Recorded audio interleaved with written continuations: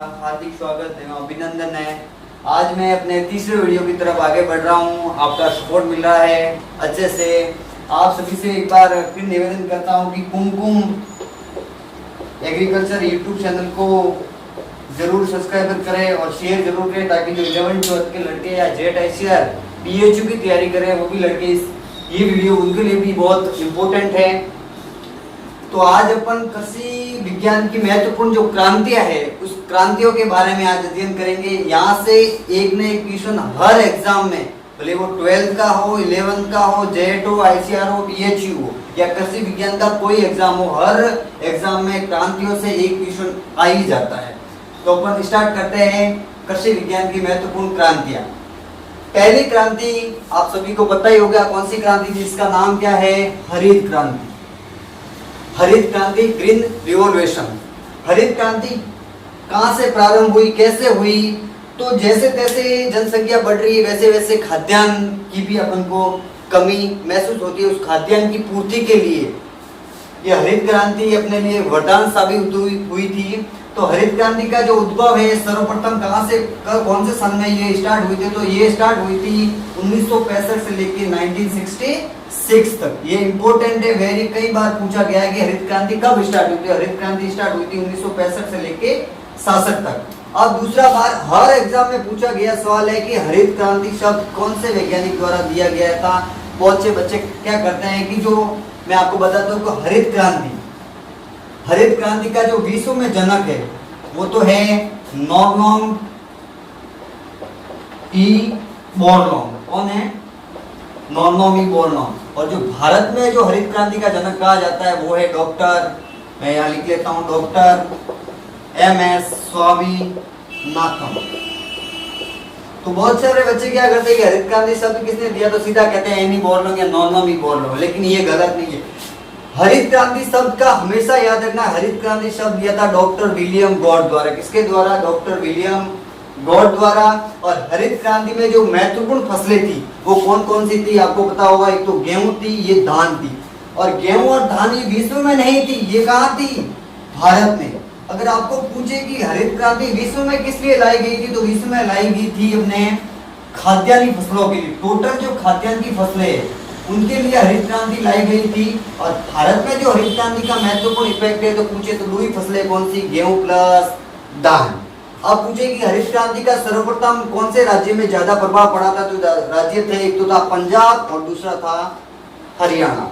अब पूछ ले कि हरित क्रांति में कौन सी प्रजाति लाई गई थी, तो आपको पता होगी कौन सी प्रजाति थी? नौरीन। कौन सी? नौरीन। नॉर्मन से हो जाएगा नौरीन। तो याद रखना हरित क्रांति में जो कौन प्रजाति थी उसका नाम क्या था?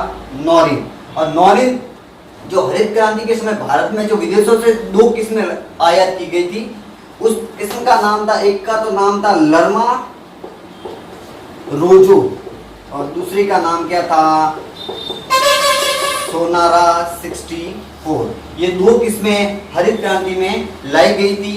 और हरित क्रांति के जो समाप्त हुई उसके बाद भारत सरकार द्वारा महत्वपूर्ण 6 फसलों को इस हरित क्रांति में जोड़ दिया गया था। और आज भी हरित क्रांति का प्रभाव ज्यादा बढ़ रहा है और किसानों को या लोगों को खाद्यान्न की आपूर्ति हो रही है। हरित क्रांति के संबंध में मैंने जो महत्वपूर्ण पॉइंट बताया, ये पॉइंट इससे बाहर शायद तक कोई एग्जामिनर क्वेश्चन पूछे, लेकिन ये पॉइंट आपको याद ही रखने हैं हरित क्रांति के बारे में। अब जो दूसरी क्रांति आती है, इसके अपोजिट वो क्रांति का नाम क्या है? श्वेत क्रांति। कौन सी? श्वेत क्रांति। और श्वेत क्रांति का जो जनक कहा जाता है उसे कहा जाता है वर्गीस कुरियन, डॉक्टर वर्गीस कुरियन को। और हरित क्रांति श्वेत क्रांति 3 चरणों में पूरी हुई थी। प्रथम चरण स्टार्ट हुआ था 1970 से लेकर 1978 76 तक। और 70 के बाद जो दूसरा चरण स्टार्ट हुआ वो हुआ था 1978 से। और जो उसका अंतिम चरण या तृतीय चरण स्टार्ट हुआ था वो हुआ था 1985 से 1985 तक। ये 3 चरण महत्वपूर्ण है, ये भी आपको याद रखने हैं, 70, 78 और 85। अब देखो श्वेत क्रांति हुई तब भारत में एक बहुत ही बड़ी संस्थान का उद्भव भी हुआ था। उस संस्थान का नाम था NDDB। इसकी फुल फॉर्म है नेशनल डेयरी डेवलपमेंट बोर्ड। राष्ट्रीय दूध विकास बोर्ड, राष्ट्रीय दुग्ध विकास बोर्ड। और इसकी जो स्थापना हुई थी वो हुई थी 1965 में। काम हुई थी आनंद, गुजरात में। काम हुई थी आनंद, गुजरात में। ये दोनों महत्वपूर्ण क्रांतियां है, ये हरित क्रांति और श्वेत क्रांति। शॉर्टकट में बता देता हूँ। हरित क्रांति 1965 से 66 सब किसने दिया था? विलियम गॉड ने। विश्व में जनक कौन है? Norman Borlaug. और भारत में जनक कौन है? Doctor M S. स्वामीनाथन। प्रमुख फसलें कौन सी थी? तो गेहूं और धान। विश्व में पूछे तो टोटल खाद्यान्न फसलें। और बौनी प्रजाति नॉरिंटियन प्रथम जून कौन सी किस्म लाई थी? तो लरमा, रोजा, सोनारा 64। उसके बाद 6 किस्मों को क्या कर दिया था? और 8। अब देखिए श्वेत क्रांति। श्वेत क्रांति का जनक किसे कहा जाता है? डॉक्टर वर्गीस कुरियन को। श्वेत क्रांति का जो प्रथम चरण स्टार्ट हुआ था वो कब हुआ था? 1970 से। और दूसरा चरण 1978, तीसरा चरण हुआ था 1985। अब पूछ ले कि श्वेत क्रांति में एक बहुत बड़े संस्थान का भी अपने भारत में जन्म कहो या उसकी नींव रखी थी किस?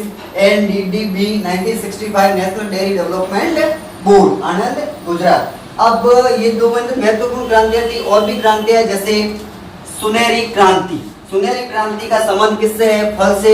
अभी जो सुपरवाइजर का एग्जाम आया था उसमें ये सवाल आया था कि सुनहरी क्रांति का संबंध किससे है? फलों से। और ये भी इंपॉर्टेंट है, कई बार पूछा जाता है। अगर डीपली पूछे कि सुनहरी क्रांति का जनक किसे कहा जाता है तो याद रखना डॉक्टर KL चड्ढा। किसे कहा जाता है? डॉक्टर KL चड्ढा को कहा जाता है सुनहरी क्रांति का जनक। पीली क्रांति किससे संबंधित थी? तिलहन उत्पादन से। गुलाबी क्रांति का संबंध किससे था? झींगा उत्पादन या प्याज से। और भी पूछे कि लाल क्रांति का संबंध किससे था? टमाटर या मांस उत्पादन से। रजत क्रांति का संबंध किससे था? अंडा उत्पादन से। गोल क्रांति का संबंध किससे था? आलू से। ये महत्वपूर्ण दोनों क्रांतियां हैं और हर एग्जाम में JET, ICAR, DHU, agriculture supervisor 11, 12 के लिए महत्वपूर्ण वीडियो है, तो इसको जरूर देखें और ज्यादा से ज्यादा छात्रों को शेयर करें ताकि जो आने वाला JET का एग्जाम है उसमें भी एक क्वेश्चन इस टॉपिक से जरूर आएगा। धन्यवाद।